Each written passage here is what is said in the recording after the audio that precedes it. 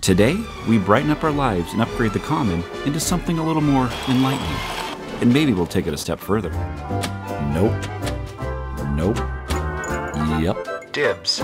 It's winter. I'm getting Montana cabin fever. And as we know, sometimes that doesn't end so well. So I got to thinking, how can we turn the ordinary into something extraordinary? Well, why not start with a trip down to Get Rat? Yep, This definitely has untapped potential. Let's see, we'll just grab a lampshade while we're here, and... Get Rat! Don your masks. Again, we're going home. Wait, what? Ah, yes, this is what I'm looking for. Well, now there's too many. This one isn't too bad. Let's snag it and take it home because you're about to be upgraded. To begin, let's find something interesting to fill this lamp. I've got just the thing. But wait, how did we end up here? Let's rewind a bit, back into warmer weather and into the wilds of Big Sky Country. This is one of our escapes and favorite pastimes, browsing the riverbanks of Montana, picking up interesting rocks. But if you look at the ground hard enough, what you'll find are these little gems. This is Montana Agate, and this place is full of it. And the agates are not unique to just this spot. They can be found all along the Yellowstone River and surrounding areas. These agates are said to have formed a long time ago when Yellowstone Park erupted. Silica from ash-covered forests dissolved into the ground and filled various cavities, forming a special quartz-like structure that we now call Montana Agate. But it's not just the agate and petrified wood I pick up here. There are other interesting rocks with compelling patterns. So how do we get from these unrefined specimens to something that looks a little bit more presentable? A rock tumbler is a special device used to smooth and polish various rocks. In order to transform them from their raw form like this, we need to put them in barrels that will contain and erode them quickly. Like hitting the fast forward button on the projector, various grits are used starting with the coarse, mid-grade, then a polish. Fill the barrel up with water, but not all the way, just enough to cover the rocks. Add the grit like this. Fasten the top. Test to ensure the barrel does not leak. Place the barrel onto the tumbler and let it run for a couple of minutes. Rinse the rocks and barrel, then add the next level of grit.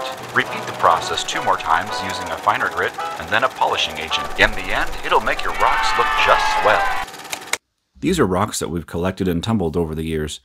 There's also a mixture of some rocks we bought from various gem and mineral shows or rock shops.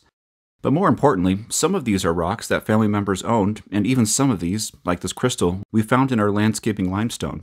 Let's start by taking off the bottom of this lamp. The felt covering just peels away, revealing a plaster weight.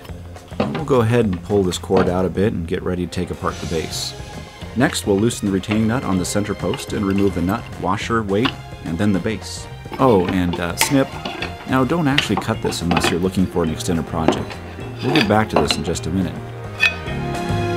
With clear access to the inside, we can now strategize on the size of the stones we want to place in first.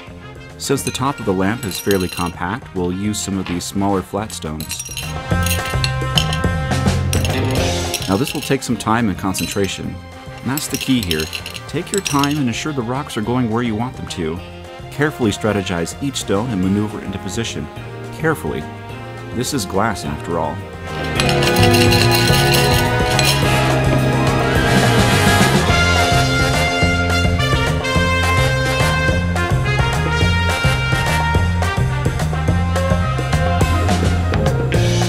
That something like these skewers help move these into place with a little more finesse. Next, we'll carefully fill up the base. This takes some trial and error and a bit of artifice to pull off correctly. All these rocks should be compacted enough so they don't shift when you flip the lamp back over. This base will lock everything into place. Put on the washer and retaining nut, but just temporarily. But we can take this to the next level. I love these dimmer switches and have used them in a number of projects in the past. I'll link to them in the video description below.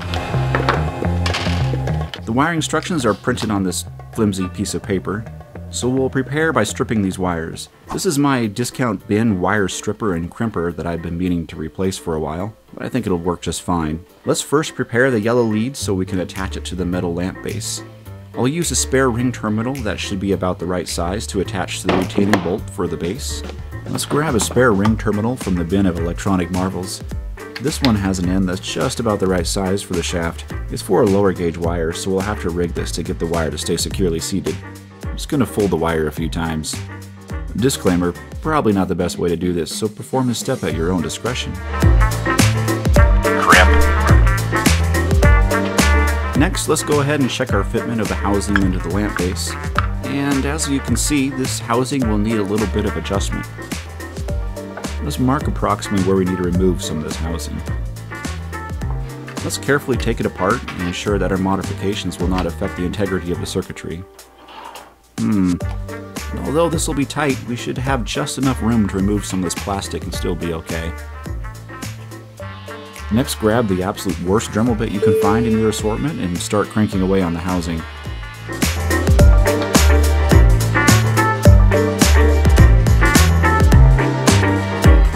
Let's check our fitment. There we go, much better.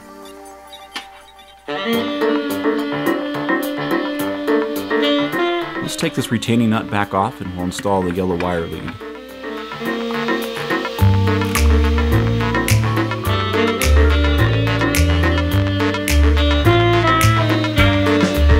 We'll simply follow the rest of this diagram and get these dudes into place.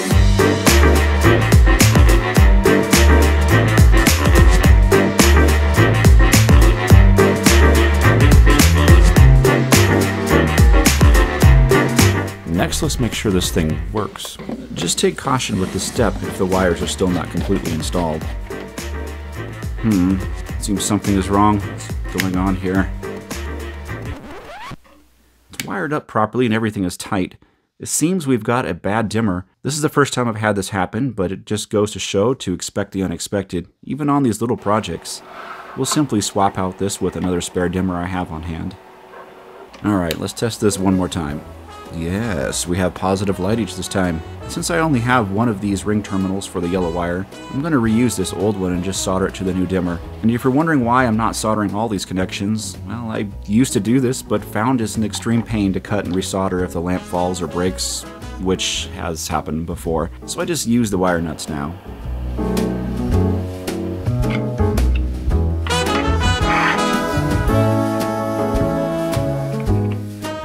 Wrapping wire nuts can be controversial, but I do this anyways. Now, this isn't really needed, but it gives me peace of mind. Just ensure that the wires are secure before using the electrical tape.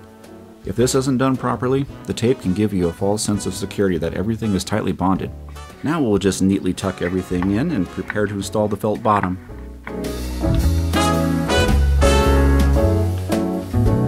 I find that adding hot glue ensures that everything stays into place.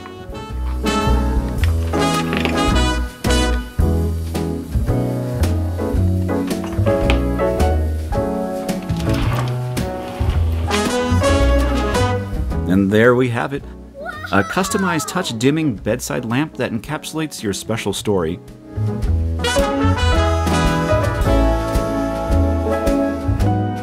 And we can't forget the final touch.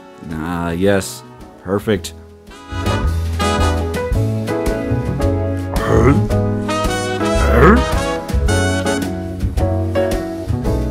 Now I've done a few of these in the past, each one unique and holding its own story. Special for the person that it was made for.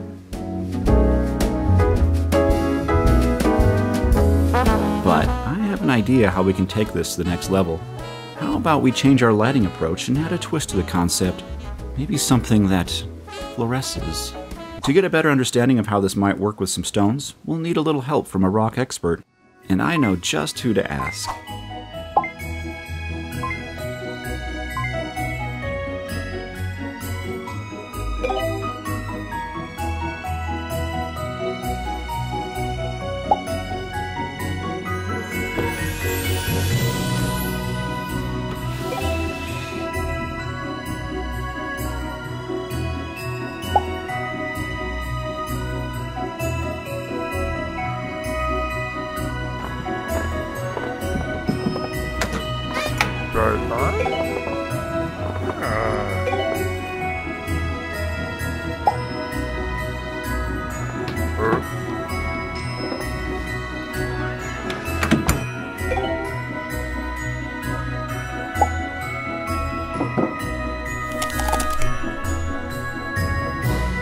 thank you for sending these samples along, Chrissy. As you can see, these do exhibit some fluorescence under long-wave light. I also ordered a few more specimens from the internets. All the fluorescing standard bulbs I can find just don't produce the same shortwave spectrum that make these colors really pop. I think we're going to need to rethink our end goals. I just don't think I can fully achieve the look we're aspiring for. I think we're going to have to bake up a different recipe of our own. Let's see, browsing through the grocery store here. I brought our small fluorescent flashlight to help us choose the right ingredients. Yep, sure, okay. Welcome to the Squatch Nest Cooking Headquarters. Today we'll be using only the finest ingredients to make something glow.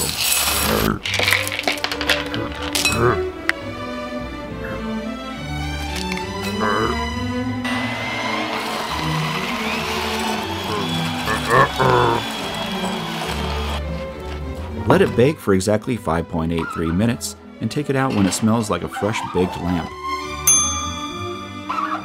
Ah, there we go. Oh, careful, it's hot. Perfect. And now the moment we've all been waiting for. Yes, it's true, I was an 80s kid. It's fun really to turn this thing on in a room and see what pops out. And there you have it. 2 ways to upgrade a simple household item and make it something that you're proud of. And a fun way to ward off the winter blues as well. Would you like to go with others? Would you like to go with me? If you enjoyed this video, please give it a thumbs up and leave a comment below. Give us some ideas on what common household items that you've upgraded to ward off the ordinary and make them extraordinary. As always, thank you for watching, and we'll see you next time. Would you like